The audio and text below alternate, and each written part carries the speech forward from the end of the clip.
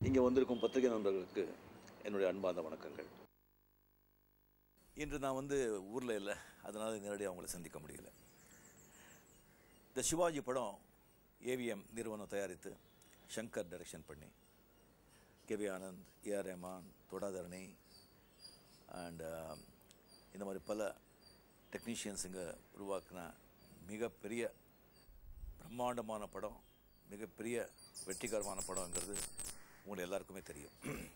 இந்த படத்தை ஏவிஎம் நிறுவனம் இந்த பிரசாத் லேப் அவங்க கூட சேர்ந்து 3Dயில் உருவாக்கி இன்னும் 100 மடங்கு பிரம்மாண்டமாக இந்த படத்தை கொண்டு வந்திருக்காங்க.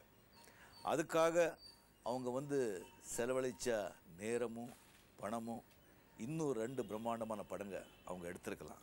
படம் பார்த்தா உங்களுக்கே அது புரியும்.